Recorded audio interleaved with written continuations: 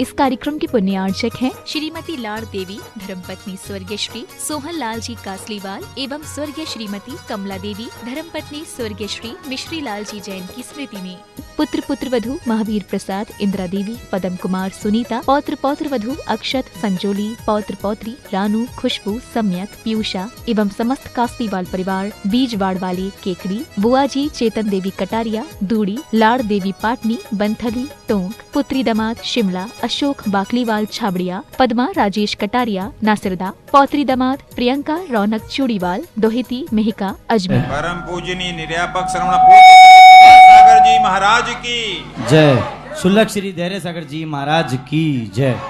पूज्य श्री के चरणों में समस्त जिज्ञासा करताओं की ओर से कोटि कोटि नमोस्तु वंदन। पूज्य श्री मुंबई से श्रीमान अरुण जी श्रीमती शीला जी पूछती हैं, नमोस्तु गुरुदेव। सप्त मुनिवरों के श्री चरणों में बारंबार नमोस्तु।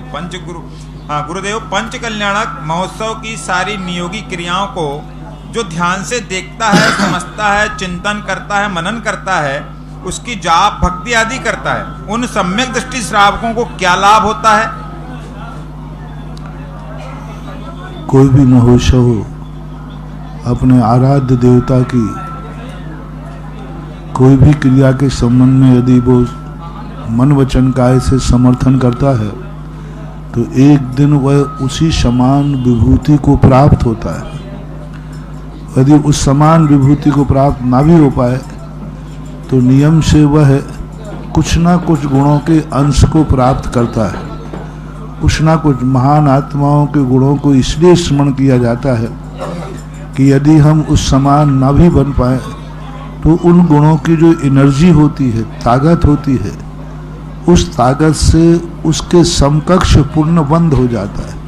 जैसे भगवान का आपने जन्म कल्याणक देखा और भगवान के कैलाश पर्वत मेरू पर्वत पर जाकर के अभिषेक हुआ, तो ये आपने देखा तो कम से कम आप भले भगवान बन पाए या न बन पाए, लेकिन आपकी यशस कीर्ति आपको इतनी बंद होगी कि आपका सारे नगर में यश फैलेगा। आप जहाँ जन्म लेंगे वो परिवार यशस्वी परिवार में जन्म लेंगे, क्योंकि आपने भगवान के यश की जय जयकार की थी।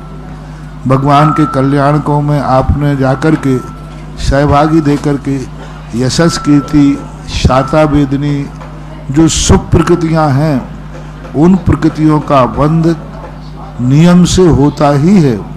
और यहाँ तक कहा शास्त्रों में, जिनेंद्र भगवान की महिमा से सम्यक दर्शन तक हो जाता है। जिन महिमा सम्यक दर्शन के कारणों में एक जिन महिमा दर्शन आता है, तो जिन महिमा देवताओं को बहुतायत, जिन महिमा दर्शन से सम्यक दर्शन होता है, ऐसा मानना चाहिए।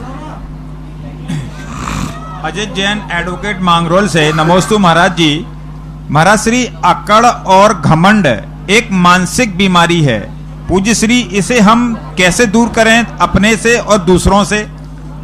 अकड़ और घमंडी व्यक्ति को कोई भी दूर, उसकी ठोकर ही उसे ठीक करेगी। जब उसको ठोकर लगती है तो वह इतना दीन हो जाता है कि फिर सारे दुनिया की चरणों की धूल बन जाता है।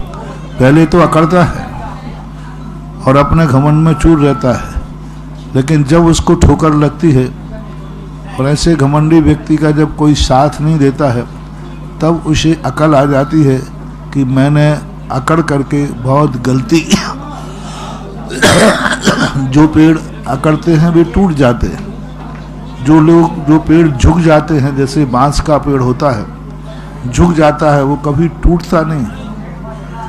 इसलिए सदा द्रव्य छेद काल भाव को देख करके आगम में स्पष्ट रूप से कहा शास्त्रों में कि हमेशा अकड़वान नहीं होना चाहिए। अच्छे अच्छे घमंडियों का घमंड नहीं रहा, बड़े बड़े घमंड वाले भी धराशायी हो गए। रावण जैसा लंकाधिपति, इतनी विद्याओं का ज्ञाता, इतनी शक्तियों का ज्ञाता, उसका घमंड भी एक दिन चूर हो गया। तो ऐसा सोचना चाहिए।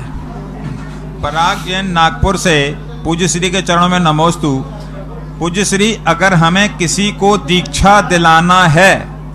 तो हम ऐसा क्या करें जिससे गुरुदेव उन्हें दीक्षा दे दें?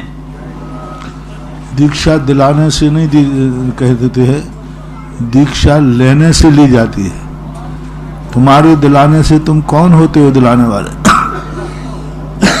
व्रत तो उसको पालन करना है ना, नियम उसको पढ़ना है, साधना उसको करना है, वैराग्य उसको करना है। तुम्हारे दिलाने से कुछ नहीं होने वाला। आप मात्र संबोधन कर सकते हैं, दीक्षा तो वो अपने अंतर से लेगा, तभी वो दीक्षा मानी जाएगी। जबरदस्ती दिलाने से कोई दीक्षा नहीं हो जाती। अनुज्ञा जैन सिरौंज से, मेरे गुरुवर चरणों में नमोस्तु। महाराज श्री, एक बार आचार्य श्री जी ने प्रवचनों में कहा था, विद्यार्थी अगर फेल हो जाए तो कोई बात नहीं, पर शिक्षक को कभी फेल नहीं होना चाहिए। इसका क्या अर्थ है? विद्यार्थी फेल हो जाए तो अगली साल पास हो जाएगा, लेकिन मास्टर ही स्वयं फेल है मास्टरी में, तो उसको तो दोबारा पास होने का कोई चांस है ही नहीं। वो मास्टर है ही नहीं, मास्टरी वो जानता ही नहीं, और अपनी मास्टरगिरी में फेल है, तो वह व्यक्ति कभी दोबारा चांस नहीं ले पाता। शिष्य तो यदि दोबारा चूक जाएगा तो उसको फिर चांस मिलेगा, 1 साल और पढ़ लेगा। लेकिन टीचर यदि चूक गया तो उसको दोबारा टीचर बनने के लिए कोई ऐसा नहीं होता कि भाई 1 साल तुम चूक जाओ तो अगली साल बन जाएंगे। इसलिए गुरु को सदा गुरु ही रहना चाहिए। शिष्य भली फेल हो तो हो, गुरु को कभी फेल नहीं होना चाहिए। शिष्य यदि चूक जाएगा तो गुरु सुधार देंगे, और गुरु चूक जाएगा उसे कौन सुधारेगा? कौन सुधारेगा? बेटा गलती करेगा तो पिता सुधार देंगे, लेकिन पिता ही गलती करता है तो कौन सुधारेगा? बाढ़ ही खेत खाने लग जाए तो फिर खेत की सुरक्षा कैसे होगी?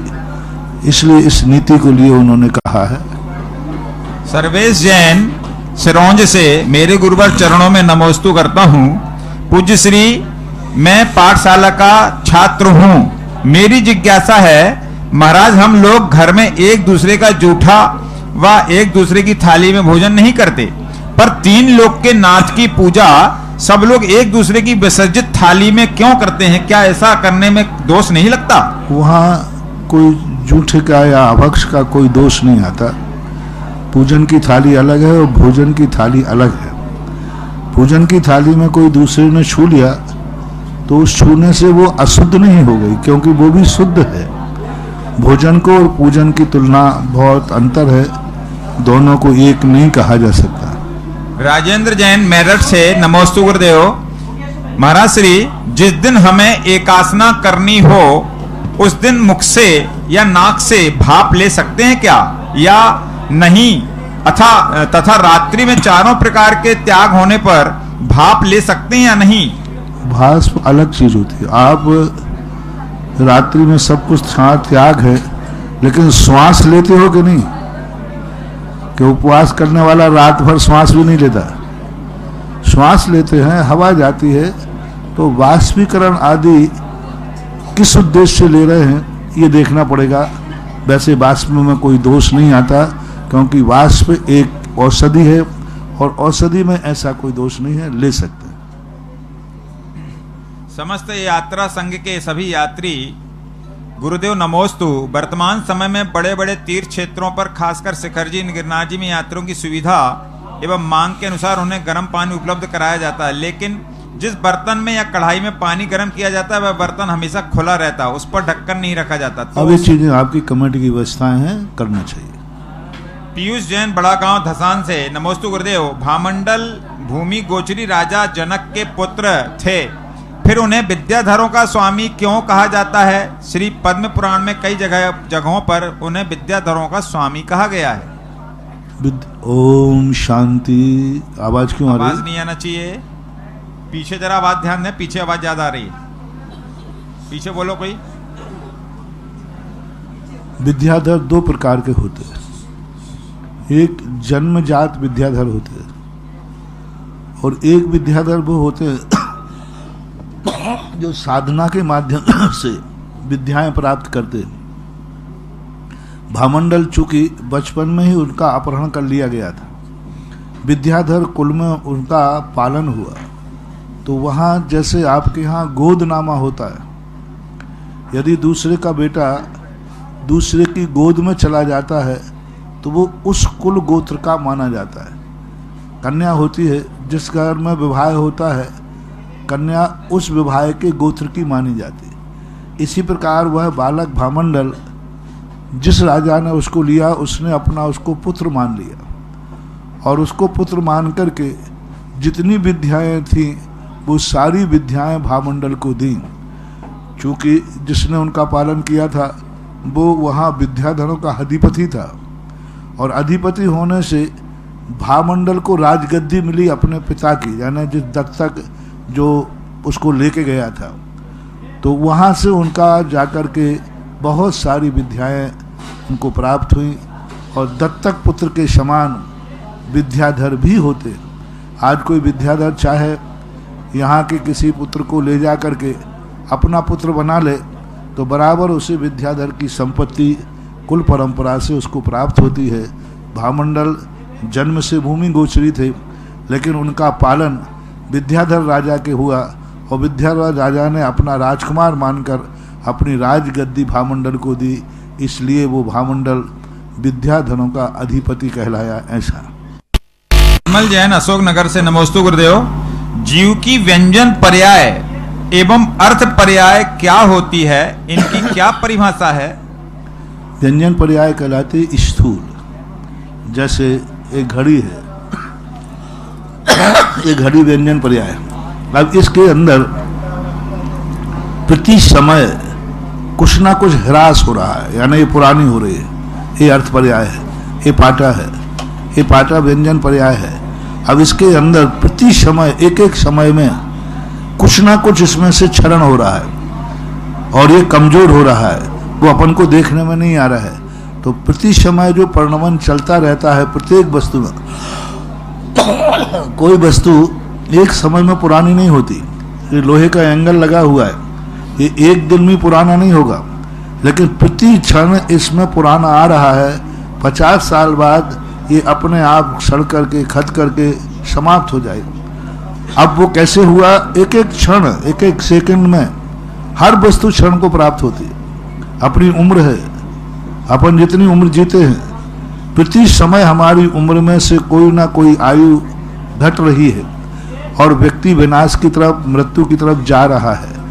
तो वो एक समय में जो परिणमन होता रहता है वो कहलाता है अर्थ पर्याय, और जो समूचा रूप से, समूह रूप से होता है वो कहलाता व्यंजन पर्याय।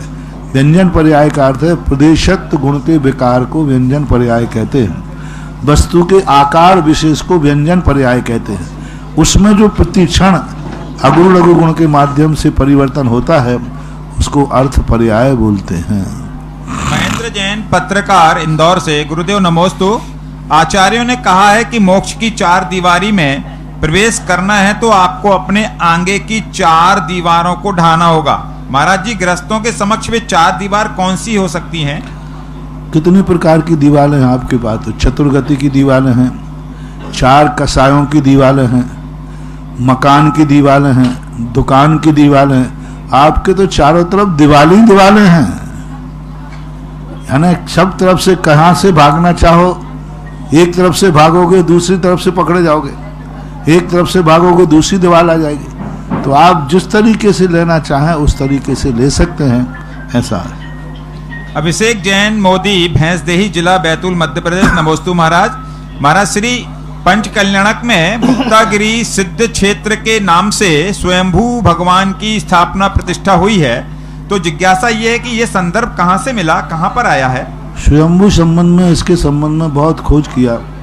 मुक्तागिरी के अंदर 3.5 करोड़ मोक्ष को प्राप्त हुए, उसमें कोई ना कोई ऐसे स्वयंभू नाम के कोई रहे होंगे, इसलिए उनको मुक्तागिरी के नाम से कोई एक नाम चाहिए था।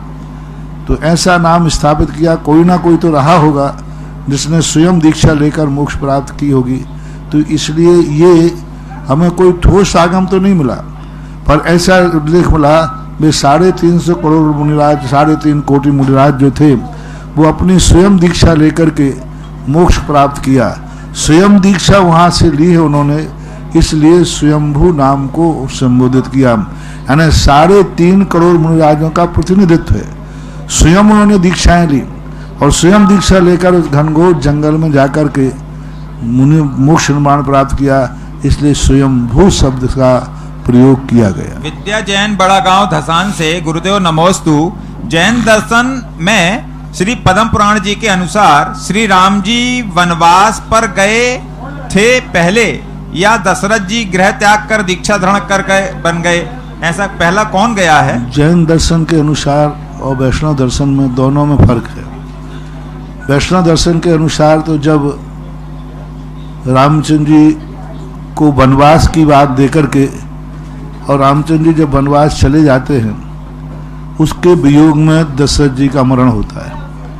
जैन दर्शन के अनुसार जैसे ही कैकेयी ने वरदान मांगा, वैष्णव दर्शन के अनुसार 2 वरदान मांगे थे कैकेयी ने। एक वरदान मांगा था कि भरत को राज्य दिया जाए और राम को वनवास दिया जाए, लेकिन जैन दर्शन के शास्त्रों में एक वरदान मांगा। कैकेयी कहती है मैं ये नहीं कहती हूं कि राम को वनवास दिया जाए, मैं ये कहती हूं कि अयोध्या की राजगद्दी भरत को दी जाए। आप रामचंद्र जी को दूसरी गद्दी दीजिए और कहीं का राजा बना दीजिए, लेकिन भरत की गद्दी, अयोध्या की गद्दी पर भरत बैठेगा मेरा बेटा। ये एक वचन मांगा था। तो रामचंद्र जी ने स्वयं अपने विवेक से कहा कि यदि भरत राजगद्दी पर बैठेगा तो मेरा छोटा भाई है, यहाँ हम रहेंगे तो लोग इसकी अवज्ञा करेंगे, लोग इसकी आज्ञा को मानेंगे नहीं। और भरत जैसे भाई को मैं जानता हूं, मेरे रहते हुए वो कभी राजगद्दी पर बैठेगा ही नहीं। इसलिए भरत के आने के पहले ही मैं अयोध्या को छोड़ करके और यहाँ से दक्षिण की तरफ जाता हूँ। उन्होंने अपनी माता कौशल्या से कहा, माँ तुम चिंता मत करो, मैं कुछ दिन में यहाँ से निकल करके दक्षिण दिशा में जाता हूँ। दक्षिण दिशा में मैं अपने राज्य की स्थापना करूँगा, नए राज्य की, और वहाँ आपको ले चलूँगा। और मुझे शीघ्र जाना चाहिए क्योंकि भरत के आने के बाद मैं फिर नहीं जा पाऊँगा तो पिताजी के वचन का क्या होगा। तो फिर भरत रामचंद्र जी वनवास, अपनी इच्छा से वनवास नहीं गए, अपनी इच्छा से अयोध्या को छोड़कर चले जाते। उसके बाद जाकर के दशरथ ने दीक्षा ली। दशरथ तो वैराग को प्राप्त हो गए कि संसार कैसा है, किस प्रकार के संसार स्वार्थमय है, कि कहाँ राजगद्दी पर बैठना है सुबह और आज राजगद्दी से निष्कासित करके और वनवास की तरफ जा रहे हैं। दशरथ सोच रहे कि इतना भी हो सकता है, राज मुहूर्त निकल गया, कल सुबह श्री राम राजगद्दी पर बैठेंगे और रात भर में इतना अनर्थ हो गया कि वनवास, राजगद्दी तो क्या, घर तो क्या, अयोध्या की सीमा भी त्यागना पड़ी। यह दृश्य को देख करके दशरथ को वैराग होता है और दशरथ रामचंद्र जी के जाने के बाद मुनि दीक्षा लेते हैं। महक जैन भोपाल से नमोस्तु महाराज जी, क्या मिट्टी के दीपक एक बार इस्तेमाल होने के बाद दोबारा इस्तेमाल में नहीं आते क्या?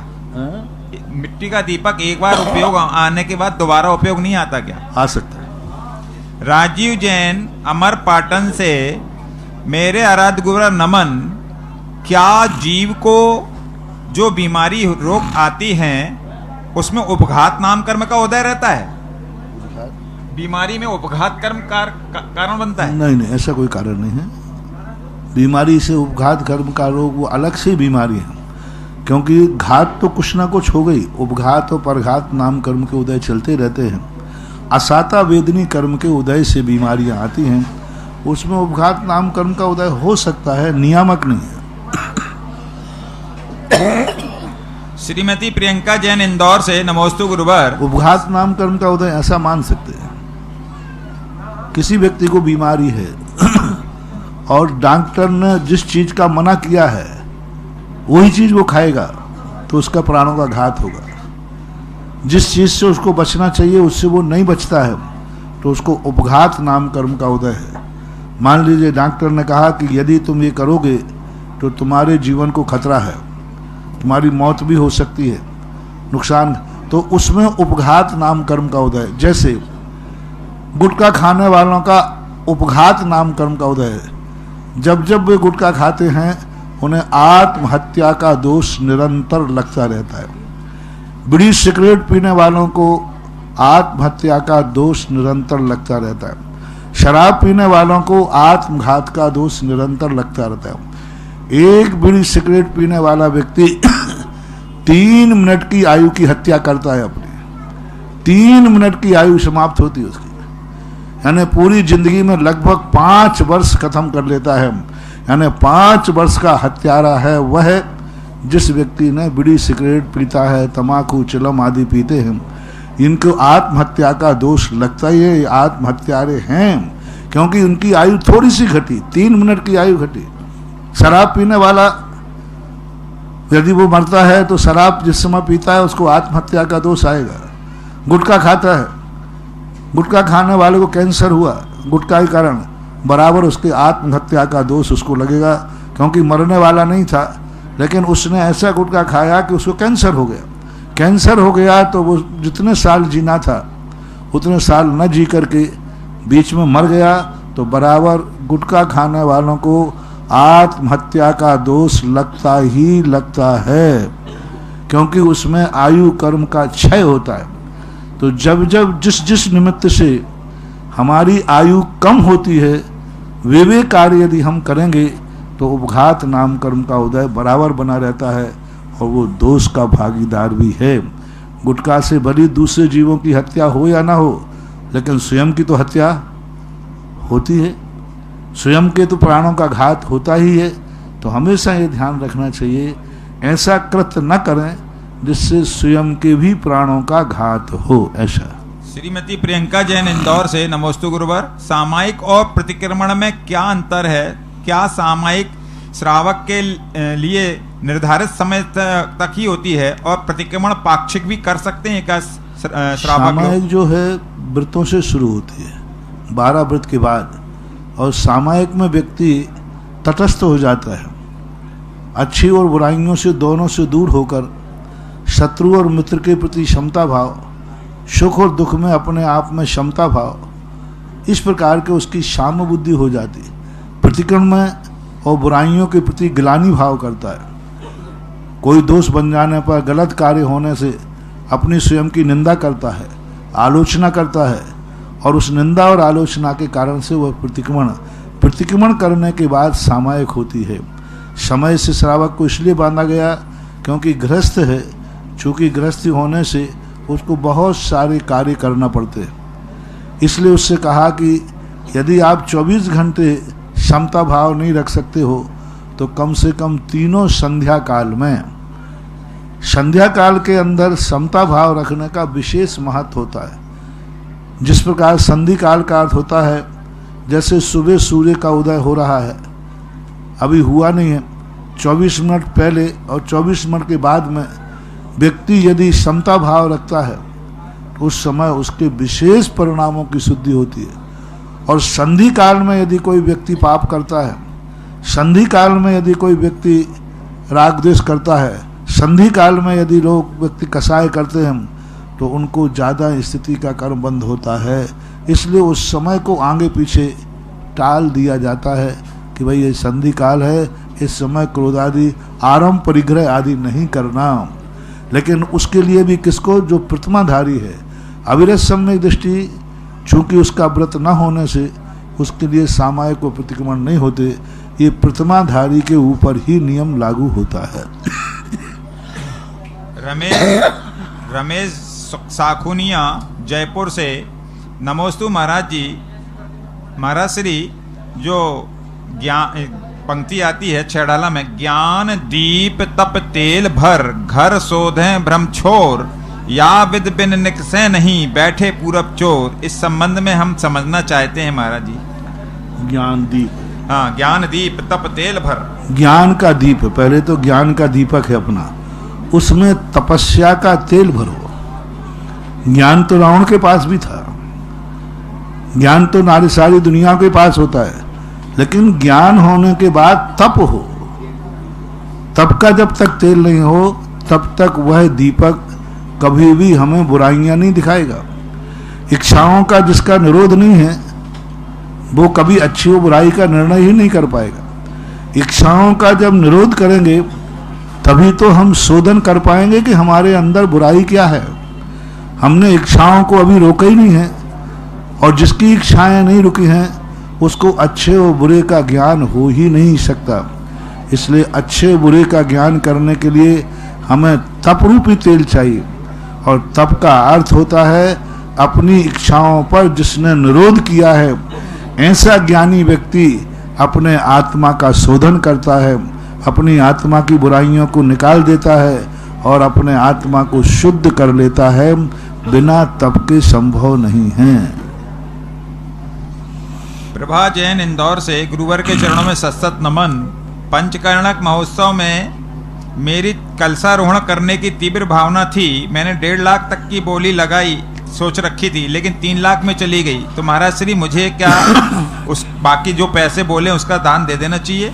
नहीं, ऐसा कोई नियम नहीं है, वो आपकी इच्छा के ऊपर आधारित है। आपका जैसा भाव हो वैसा करें। विनीता निर्मल जैन अशोकनगर। ज्ञान और तप के संबंध में कुंद कुंद स्वामी ने इसी की दूसरी परिभाषा बनाई, नानस्य फलम उपेक्षा। ज्ञान का फल उपेक्षा है, तो ज्ञान के फल को जो उपेक्षा कहा, उपेक्षा है ना तप, इच्छाओं का निरोध, ऐसा भी मानना है। विनीता अशोकनगर से नमोस्तु गुरुवर। सम्यक ज्ञान के 8 मल दोष कौन से होते हैं? सम्यक ज्ञान के 8 मल दोष अलग से वर्णन नहीं है, जो 8 गुण कहे गए हैं उनमें दोष लगाना ही दोष है, अलग से उनको वर्णन नहीं किया। जैसे ज्ञान के जो 8 हैं, अर्थाचार, विनयाचार, उभयाचार, कालाचार आदि जो दोष हैं, उपधान आदि 8 अंग हैं, इन्हीं में विपरीत कार्य करने में इन्हीं को दोष मान सकते। अलग से शास्त्रों में कोई दोषों का वर्णन नहीं है। ममता काला सूरत बटार से नमोस्तु गुरुदेव। महाराज श्री पारसनाथ स्तोत्र में आता है नरेंद्रम फणींद्रम सनेन्द्रम, इसका अर्थ क्या होता है? नरेंद्रम फणेन्द्रम आदि जो है भगवान पारसनाथ की विशेषताएं हैं। धरणेन्द्र पद्मावती आदि ने उनके उपसर्ग को दूर किया था, इसलिए उनको लेकर के विवक्षाएं दी। जिज्ञासा समाधान प्रतिपादक निर्यापक श्रवण मुनि पुंगव श्री सुधा सागर जी महाराज के चरणों में जिनवाणी चैनल व सुधा कलश चैनल के दर्शकों द्वारा बारंबार और यहाँ विराजमान भक्तों द्वारा बारंबार नमोस्तु नमोस्तु नमोस्तु। प्रथम जिज्ञासा के लिए अभिषेक कामिनी गोटेगांव, जिन्होंने पूज्य गुरुदेव की आचार्य गुरुदेव विद्यासागर जी महाराज की 39 साल और 37 साल की उम्र में पीछी का सौभाग्य प्राप्त किया। और दूसरी तरफ से तैयार रहेंगे रत्नेश जैन छिंदवाड़ा। परम पूज्य 108 श्री सुधा सागर जी महाराज के पावन चरणों में नमोस्तु नमोस्तु नमोस्तु। पूज्य महाराज श्री 105 श्री धैर्य सागर महाराज जी के चरणों में नमोस्तु नमोस्तु। पूज्य पिताजी हम गोटेगांव से पूरे परिवार की ओर से नमोस्तु महाराज जी। महाराज श्री, हमारे माता पिता ने हमको संस्कारवान किया, जिन संस्कारों को हमने आगे बढ़ाया।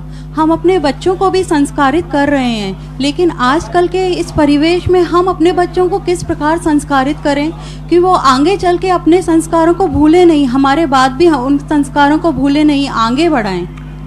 आज के बच्चों को सबसे ज़्यादा पाश्चात्य संस्कृति अर्थ की संस्कृति है, और जब अर्थ की संस्कृति हो जाती है तो हमें उनकी धर्म की क्रियाओं को उनके जीवन से जोड़ना पड़ेगा। वो मोक्ष को नहीं समझते, वो कहते मोक्ष है कहाँ, स्वर्ग नरक है कहाँ, भगवान आदि हुए हैं कहाँ। इन सब भाषाएं आज के बच्चों को समझ में नहीं आती। उनके लिए उनके जीवन से जोड़ो धर्म को। छोड़ो मोक्ष कहाँ है इस चिंता में मत पड़ो, छोड़ो स्वर्ग नरक कहाँ है इस बात को मत समझाओ उनको। उनसे उनकी जिंदगी से जोड़ो, जीवन से जोड़ो कि तुम जिस ओर जा रहे हो, धर्म करने से ये जीवन में तुम्हारे क्या काम आएगा, जीवन में तुम्हारी क्या स्थितियां बनेंगी। एक बेटा था, उसके पिताजी ने कहा बेटा तुम पाठशाला जाओ। बोले मुझे पाठशाला जाना नहीं, मुझे धर्मात्मा नहीं बनना, मुझे मोक्ष नहीं जाना, मुझे भगवान नहीं बनना, मुझे धन कमाना है, बहुत बड़ा सेठ बनना है। बोलो पाठशाला किस काम में आएगी? पिताजी ने कहा नहीं, पाठशाला काम आएगी। बोले क्या आएगी? पाठशाला में तो कोई धन कमाना सिखाया नहीं जाता, उतनी पढ़ाई हम स्कूल की पढ़ेंगे तो हम अच्छे नंबर लाएंगे, अच्छी कंपनी मिलेगी, अच्छी हम कंपनी खोलेंगे और पैसा कमाएंगे, हमें धनवान बनना है। क्या पाठशाला पढ़ने से धनवान बन सकते हैं? पिताजी ने कहा कि धनवान बनने के दो तरीके होते, एक धनवान बनना और एक धनवान के पीछे की बात करना। बहुत समझाया, वो नहीं माना। अंत में पिताजी ने आदेश दिया कि मेरा आदेश है कि तुझे, मेरा बेटा है तो पाठशाला जाना पड़ेगा।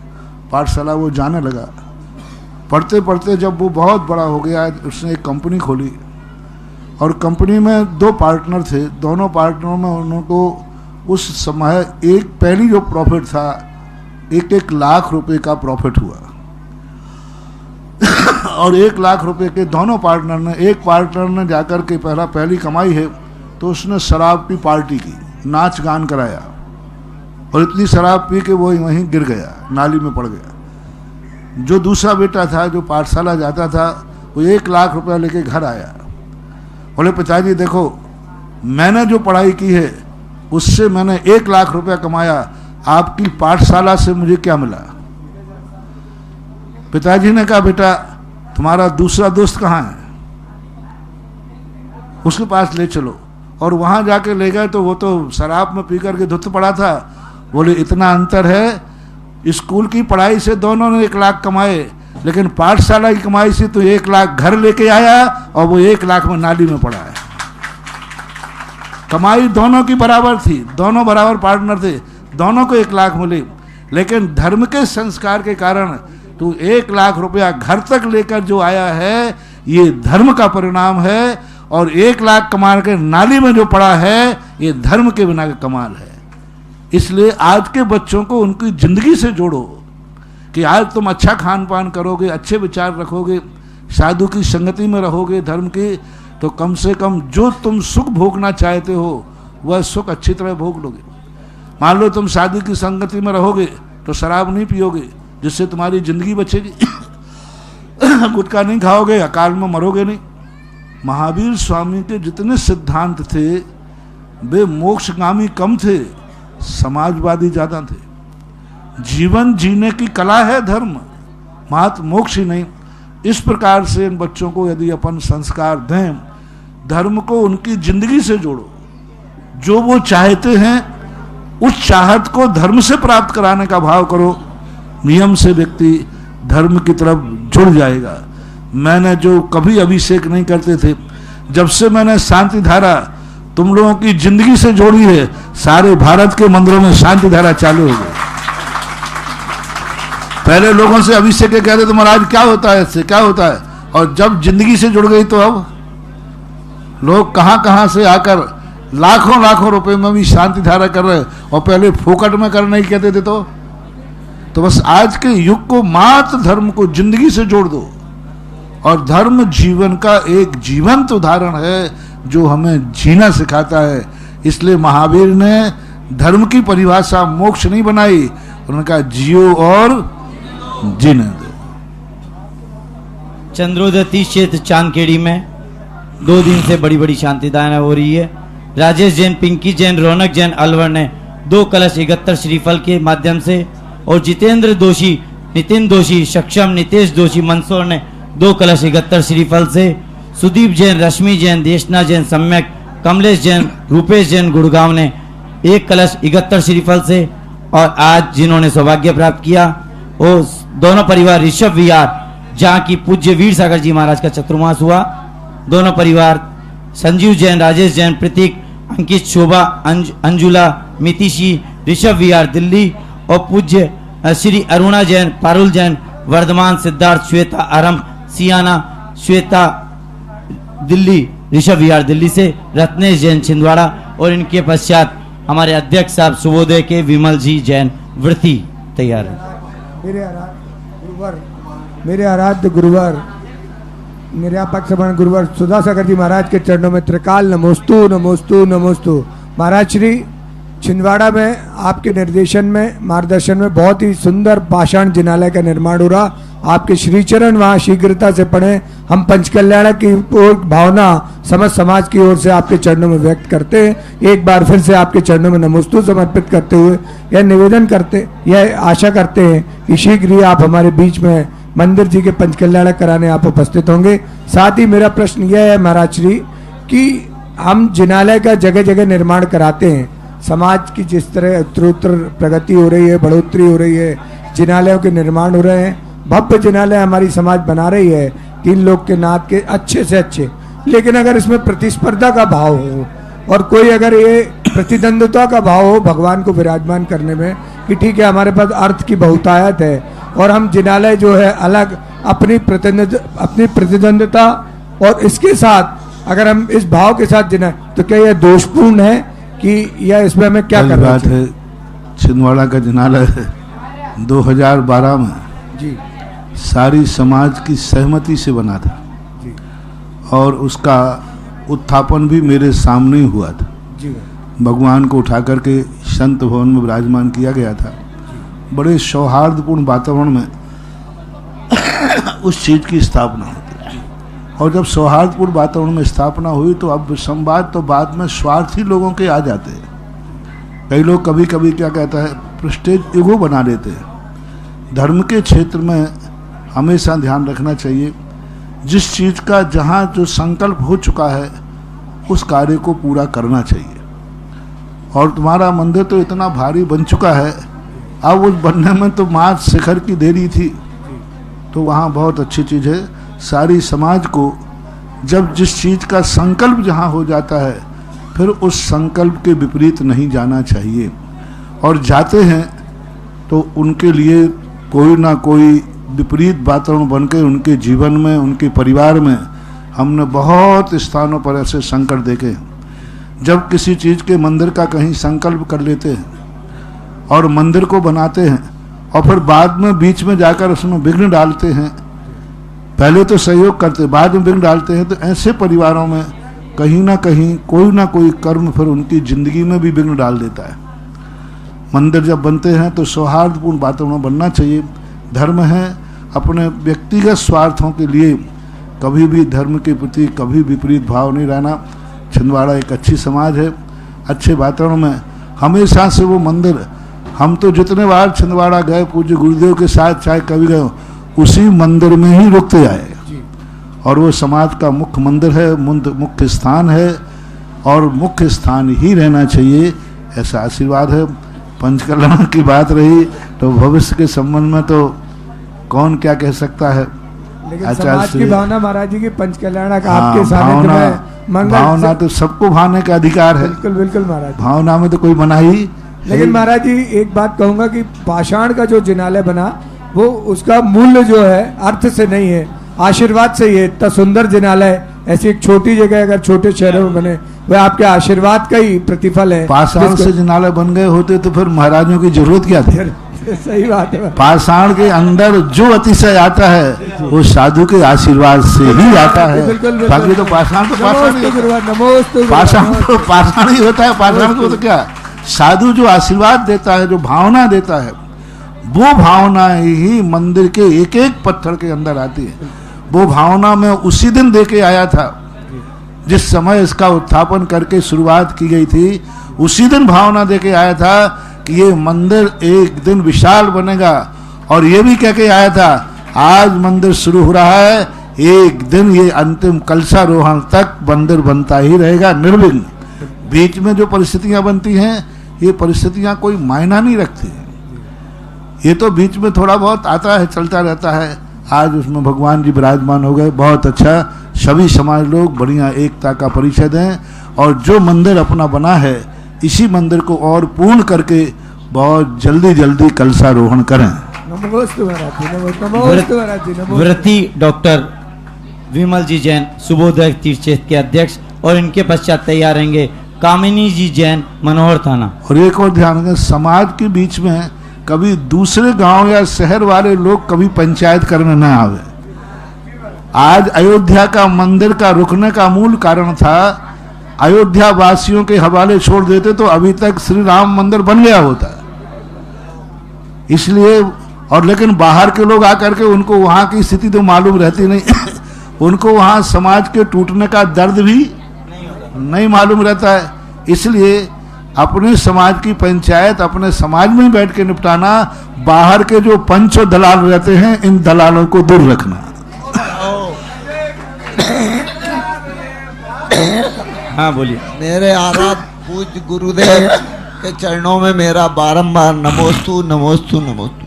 हे गुरुदेव, 1 तारीख को 1 जनवरी 2022 को हम आपके आशीर्वाद एवं सानिध्य में एक बृहद महामस्तकाभिषेक का आयोजन करने जा रहे हैं। लोग जगह जगह होटलों में, पार्कों में जाके अपनी पिकनिक मनाते हैं इस दिन, लेकिन आपने एक बहुत ये अच्छा रास्ता चुना है। तो इसके लिए हम क्या ऐसा प्रयास करें कि हम अभी 2 दिन से कह रहे हैं ओम शांति, अधिक से अधिक ओम लोगों को जोड़ सबसे सकें। पहले आप लोगों को एक ही संदेश है सारे जगत के लिए कि 1 जनवरी का दिन एक आप लोगों के लिए शुभ सगुन के रूप में आता है। उस सगुन को अब सगुन स्थानों पर, होटलों में न जाएं। मैंने कल भी कहा था, प्रत्येक व्यक्ति के लिए निर्देश है और जैनियों के लिए आदेश है कि 1 जनवरी के दिन आप लोग होटलों में, हिल स्टेशनों पर, जहां पर संसार के कार्य होते हैं उनकी तरफ न जाएं, तो आपका यह साल बहुत बड़ा अच्छा बीत सकता है। क्योंकि आप लोग होटलों आदि में 1 जनवरी 31 बना करके अपने जीवन का अमंगल करते हैं, अशुभ करते हैं, वहाँ पर नियम से परिणाम। इसलिए शुभ दिन, शुभ क्षेत्रों पर, शुभ स्थान पर, और इस बार तो नियोग मिल रहा है कि 1 जनवरी जो है चतुर्दशी के दिन और शनिवार 3 शुभ मिल रहे हैं, तीनों शुभ दिन, और सुबोधय तीर्थ क्षेत्र मिल रहा है बीनागंज। तो ये सब तरफ से शुभ ही शुभ की स्थिति के संकेत हैं, और ऐसा संकेत का रूप मान करके सबको अपने ये मानना चाहिए कि हम 1 जनवरी किसी धर्म तीर्थ क्षेत्र पर जाकर के भगवान का अभिषेक करेंगे, और उसमें शुभोदय तीर्थ क्षेत्र में विशाल कार्यक्रम रख रहे हैं। ऐसी पंडाल की तैयारी कर रहे हैं जैसे पंच कल्याण की तैयारी कर रहे हैं। जय हो जय हो। अभी किसी ने दिखाया तो मैंने कहा भैया 1 दिन 2 एक कार्यक्रम के लिए क्या कर रहे हो, कोई पंचकर्णा कर रहे हो? बोले हमें 1 जनवरी पंच कल्याणक से भी ज्यादा महत्वपूर्ण, विशाल पंडाल पंचकर्णा जैसा डोम बनता ना वैसा बना रहे हैं। बहुत अच्छा, सबकी तैयारियां चल रही हैं। अच्छा है तुम लोगों को भी जो तैयारी कर रहे हैं, इन लोगों के इतने पुण्य के कारण में तुम सहभागी बनोगे तो सबको पुण्य की स्थिति बनेगी। ऐसे चंद्र 1400 वर्ष प्राचीन शुभोदय तीर्थ के आदिनाथ भगवान जो विपरीत परिस्थितियों में गुरुदेव के आशीर्वाद से बाहर आए और विशाल मंदिर बन रहा है, उसमें भी आपकी जो पुण्य गुरुदेव ने बताया कि 1 जनवरी का महत्व, 1 जनवरी पे अपने परिवार की शांति धारा गुरुदेव के मुखारविंद से करवाएं और वो सब राशि क्षेत्र के निर्माण में लगेगी। ये भी आपको एक पुण्य मिलेगा। और 1,11,000 में कुछ नाम आए हैं: नवीन जी जैन, अभिलाषा जैन, अभिनव जैन, अभिषेक जैन, मेहरोनी वाले परिवार, इंदौर निवासी। और दूसरा नाम आया 1,11,000 में श्रीमती संतोष जैन, मुजफ्फरनगर, उत्तर प्रदेश से। और जिनको भी गुरुदेव के मुखारविंद से अपना मंगल करना हो, अपना परिवार का मंगल करना हो, पूरा वर्ष मंगलमय करना हो, 1,11,000 में गुरुदेव के मुखारविंद से शांति धारा होगी और 108 कलश गुरुदेव के मुखारविंद से होंगे। और ये सब प्रोग्राम आपको जिनवाणी चैनल पर दिन में 1:30 बजे से 4:30 बजे तक लगभग लाइव दिखाया जाएगा। आपको शुभोदय तीर्थ से गुरुदेव के मुखारविंद से ये सभी शांति धारा और 1008 रिद्धि मंत्र गुरुदेव बोलेंगे। और जो 1,11,000 में कर रहे हैं उनकी तरफ से 108 रिद्धि मंत्र और 1 मंगलमय शांति धारा। जिनको भी अपना नाम लिखाना हो, आपके पट्टी चल रही है, आप उन पर नाम लिखा सकते हैं। बाकी बहुत सारी घोषणाएं 11,000 लोगों ने सीधे ही अकाउंट में जमा करा दिए हैं। वो अपनी शांति धारा का नाम भेजें जिससे गुरुदेव के मुखारविंद से उनका नाम बोला जाए। और जिनको समोह शरण में बाकी प्रतिमाओं पर यदि शांति धारा करानी हो 51,000 में नाम लिखा सकते हैं। मनोहर थाना से भी एक नाम 51,000 में आया था, वो परिवार ने नाम नहीं बेच पाए, वो यदि हो तो यहाँ आके गुरुदेव से आशीर्वाद ले सकते हैं। और दूसरी जिज्ञासा के लिए और उनके पश्चात तैयार कामिनी जी जैन मनोहर थाना और इनके पश्चात नवनीत जैन मनोहर थाना तैयार रहे। नमोस्तु गुरुदेव, नमोस्तु गुरुदेव, नमोस्तु गुरुदेव।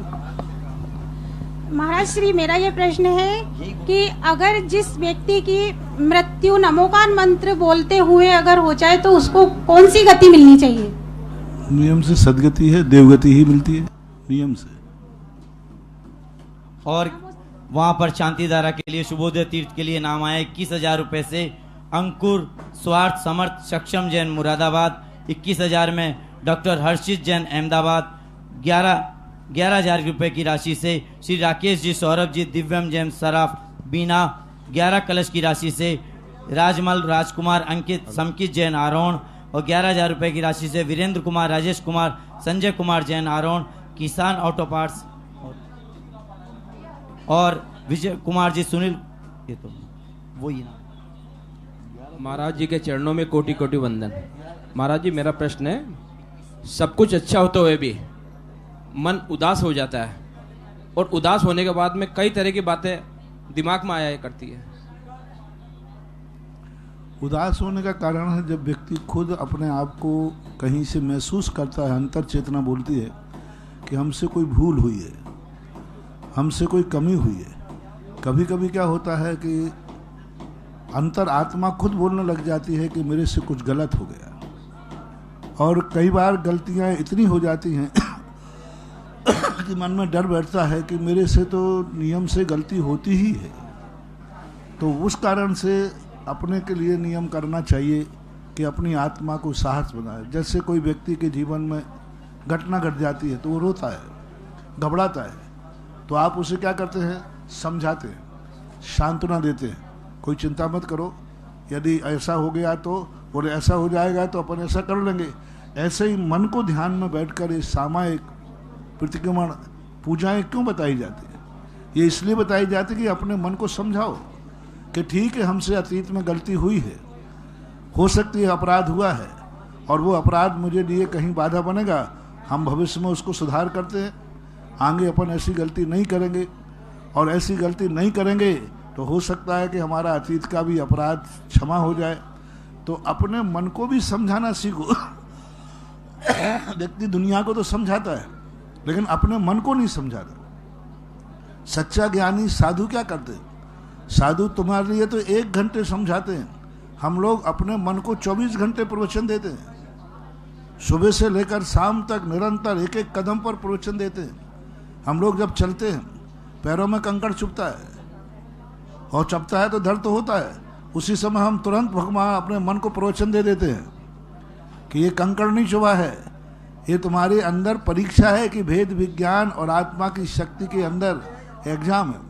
तो हमें हमेशा विपरीत परिस्थितियों में अपने मन को समझाने की कला आना चाहिए।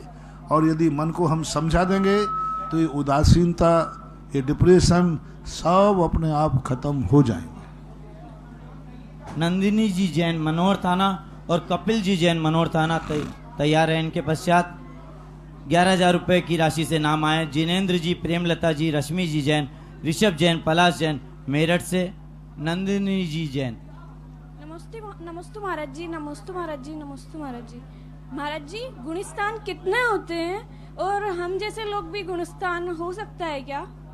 गुणस्थान कितने होते हैं और हम जैसे लोगों का भी गुणस्थान हो सकता है क्या? गुणस्थान के बिना कोई जीव संसार में रहता ही नहीं। गुणस्थान का अर्थ है आत्मा के परिणाम। तो 11 गुणस्थान, पहले गुणस्थान से लेकर 14 गुणस्थान होते हैं। सामान्य संसारी प्राणियों का मिथ्यात गुणस्थान होता है। यदि वो सच्चे देव साध गुरु पर सिद्धांत करता है, अपने आचरणों में सुधार करता है, तो उसका 4था गुणस्थान हो जाता है।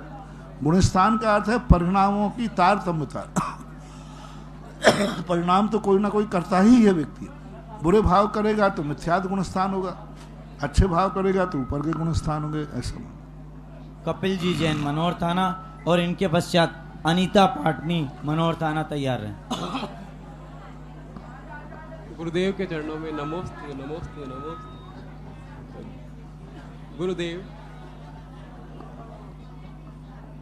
गुरुदेव मेरा प्रश्न ये है कि अनंत पुण्य के योग से मानव जीवन तो प्राप्त कर लिया है। पीछे आवाज बहुत आ रही, क्यों आ रही आवाज पीछे? मानव जीवन में जैन धर्म मिला है गुरुदेव, आप इस दिन में कैसे कार्य करें जिससे ये मानव जीवन सफल हो सके?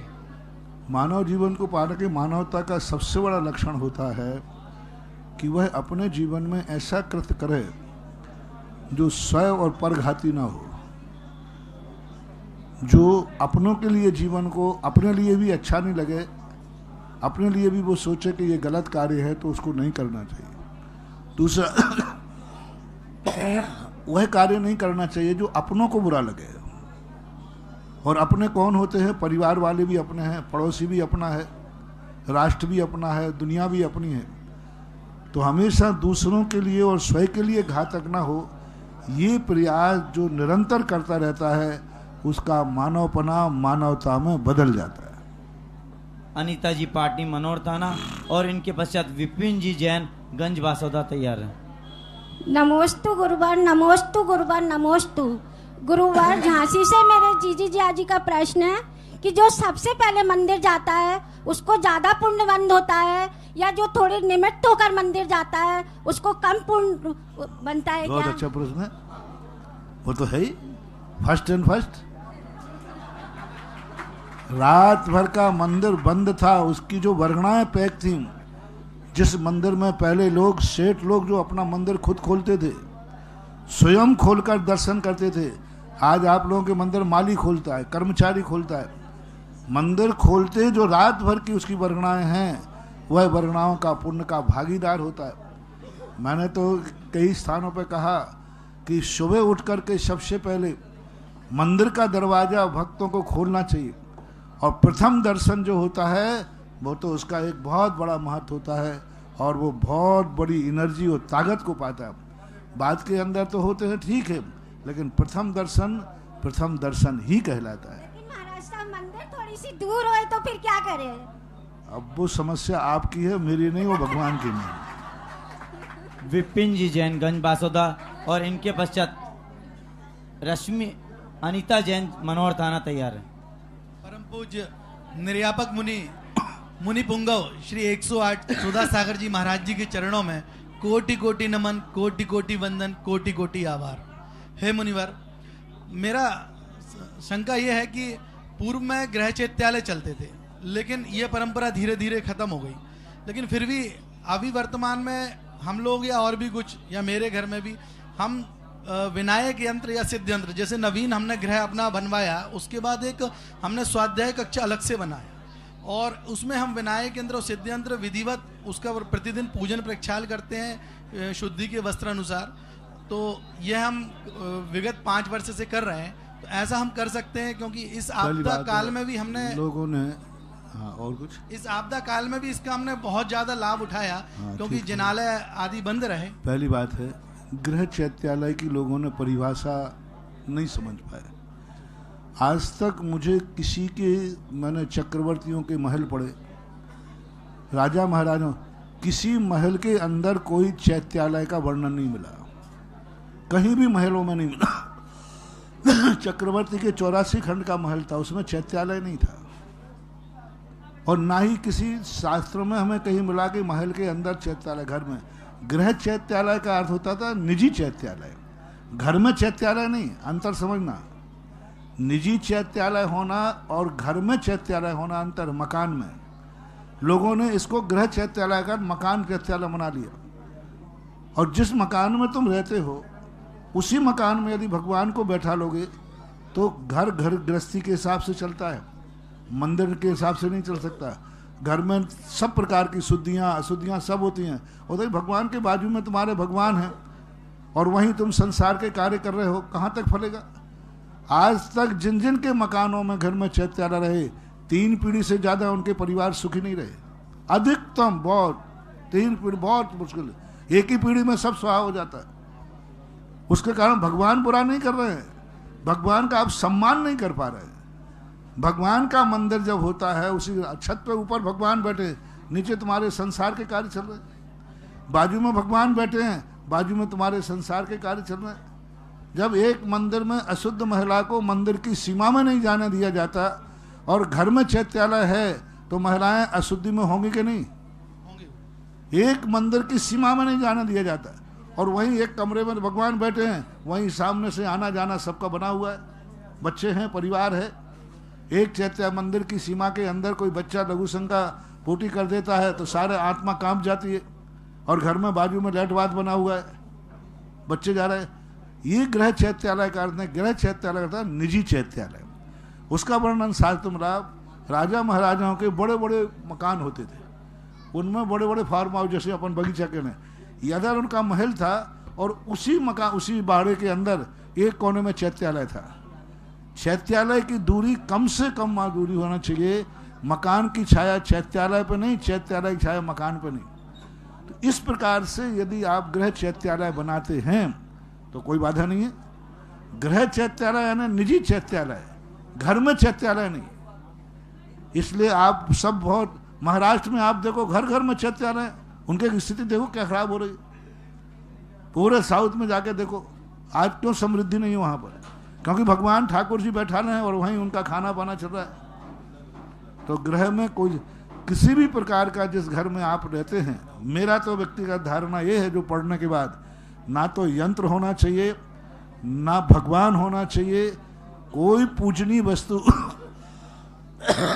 जो पवित्रता मांगती है वो वस्तु गृह में नहीं होना चाहिए। अन्यथा गृह को मंदिर जैसा पवित्र बनाइए। फिर या तो घर को मंदिर जैसा पवित्र बनाइए, या फिर मंदिर को मंदिर ही रहने दें। ये चीजें, गृह चैत्यालय, भगवान चक्रवर्ती चैत्यालय की पूजा करके अपने मकान में जाकर के पुष्प क्षेपण करता है, लेकिन ये यंत्र आदि सब चीजें, कोई भी चीज गृह में नहीं रखना चाहिए। बहुत नुकसानदायक है, क्योंकि हम उसका विनय नहीं कर पाएंगे। सबसे बड़ी, अभिषेक को पूजन करने से नहीं, श्रद्धा में कोई कमी नहीं है। आपकी श्रद्धा अच्छी हो सकती है ही, होती ही अच्छी है। जब घर में कोई चीज रखी है तो श्रद्धा तो है ही, लेकिन श्रद्धा हो और क्रिया ना हो तो, जैसी श्रद्धा हो वैसी क्रिया भी होना चाहिए। आप मंदिर में जाकर के फिर आपको यंत्र रखिए, यंत्र का अभिषेक कीजिए, भगवान की पूजन कीजिए, भक्ति कीजिए, और वहाँ से गंधोदक आदि लेकर के फिर उसका उपयोग कीजिए, फिर कोई बाधा नहीं। मेरा दृष्टिकोण यही है। यदि गुरुवर हम अभी विगत 5-6 वर्षों से, 6 वर्ष से ऐसा कर रहे हैं, और आपके मार्गदर्शन और आपके निर्देश अनुसार, आपकी आज्ञा अनुसार हम अब आगे उसका क्या किया जाए, जो आप उपाय? इसके लिए सबसे अच्छा उपाय है, जो निजी, जो आपके निकटवर्ती मंदिर हों, उन कमेटियों से सलाह करके उनको वहाँ विराजमान किया जा सकता है, क्योंकि उनकी सहमति के बिना तो कुछ कर नहीं सकते। और आपको ये बात समझ, आप खुद देखिए कि कितने निकट में शुद्धि और अशुद्धि है। हाँ, उसकी दूरी कितनी है। मेरा जो स्वाध्याय भवन है, जो स्वाध्याय कक्ष है, स्वाध्याय में कोई बाधा नहीं, शास्त्र रखिए। नहीं, शास्त्र अलग चीज है और भगवान अलग चीज है। नहीं, स्वाध्याय कक्ष में यंत्र जी, सिद्ध यंत्र जी का विराजमान है। ठीक है, और वो घर से थोड़ा सा ऊपर है, अलग से उसका एक फ्लोर है। यंत्र तक तो फिर भी मान लो मूर्ति नहीं रखना। नहीं, केवल यंत्र जी है, ठीक है, यंत्र जी का ही करते हैं। अगर आप चल रहा है तो चलने दो। नमोस्तु गुरुवर, नमोस्तु गुरुवर, नमोस्तु। अनीता जी जैन मनोर थाना, और इनके पश्चात अरुण जैन मनोर थाना। नमोस्तु गुरुवर, मेरा क्वेश्चन है कि जो जैन यात्रा की बसें निकलती है, उसमें अलग अलग जगह से यात्री आते हैं, और अलग अलग जगह से यात्री आके बैठते हैं, और कभी उसका एक्सीडेंट हो जाता है और बहुत से लोगों की मौत हो जाती है, तो सबके कर्म एक साथ कैसे उदय में आते? क्यों नहीं आते? सामूहिक कर्मबंधी मानते।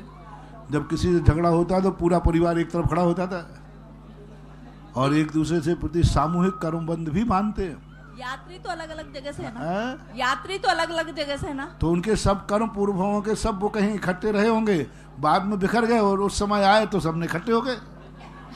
हाँ, ये कर्म, सारा सिद्धांत हमारी कर्मों का कंप्यूटराइज है। पहले कर्म करके बिखर गए, और जब कर्म का फल मिल रहा था तो कर्म ने सबको एक ट्रेन में लाके एक डिब्बे में बैठा ला, और फिर सबको निपटा दिया। अंतिम जिज्ञासा अरुण जी जैन मनोर थाना। नमोस्तु गुरुवार, नमोस्तु गुरुवार, नमोस्तु। महाराज जी, मेरा प्रश्न है कि आप सवेरे जो जिनवाणी चैनल पे शांति धारा दिखाई जाती है आवा की, उसमें आपके मुखारबिंद से बोला जाता है कि शांतिनाथ भगवान ने धर्म चलाया था, तो थोड़ा कंफ्यूजन है कि धर्म तो अनादि निधन है, क्या बीच नहीं, में कुछ पूरा नहीं सुना होगा, उसमें शांति से सुनना। धर्म तो अनादि काल से चला है, लेकिन शुभदिनाथ भगवान के बाद सुमतिनाथ भगवान, हाँ सुने, शुभदिनाथ भगवान के बाद शुभदिनाथ नौमे तीर्थंकर के बाद बीच बीच में धर्म का विच्छेद होता है, हुआ है। यानी शुभदिनाथ भगवान हुए, फिर कुछ दिन के बाद धर्म टूट गया, मानने वाले यानी मुनि महाराज नहीं रहे, फिर शीतलनाथ भगवान हुए, फिर चालू हो गया, फिर टूट गया, ऐसा टूटा। शांतिनाथ भगवान के बाद ऐसा धर्म चला, ऐसा धर्म चला कि आज तक एक दिन भी नहीं टूटा। अक्षुण रहा। जय हो जय। निरंतरता के ये शांति धारा में शांतिनाथ का नाम क्यों लेते? धाराकार किसे होता, किसे कहते अपन सामान्य भाषा में? धारा है ना निरंतर प्रभावमान, यानी शांतिनाथ भगवान के बाद जो धर्म चला वो आज तक एक दिन को भी विच्छेद नहीं हुआ, इसलिए वो प्रसंग वहाँ कहा गया होगा। धर्म तो अनादिकालीन है। नमोस्तु गुरुवार, नमोस्तु। परम इस कार्यक्रम के पुण्यार्चक थे श्रीमती लाड़ देवी धर्मपत्नी स्वर्गीय श्री सोहन लाल जी कासलीवाल एवं स्वर्गीय श्रीमती कमला देवी धर्मपत्नी स्वर्गीय श्री मिश्री लाल जी जैन की स्मृति में। पुत्र पुत्र वधु महावीर प्रसाद, इंदिरा देवी, पदम कुमार, सुनीता, पौत्र पौत्र वधु अक्षत, संजोली, पौत्र पौत्री रानू, खुशबू, सम्यक, पीयूषा एवं समस्त कासलीवाल परिवार, बीजवाड़ वाले केकड़ी, बुआ जी चेतन देवी कटारिया, दूड़ी, लाड़ देवी पाटनी, बंथली, टोंक, पुत्री दामाद शिमला, अशोक बाकलीवाल छाबड़िया, पद्मा राजेश कटारिया नासिरदा, पौत्री दामाद प्रियंका रौनक चूड़ीवाल, दोहिती मेहिका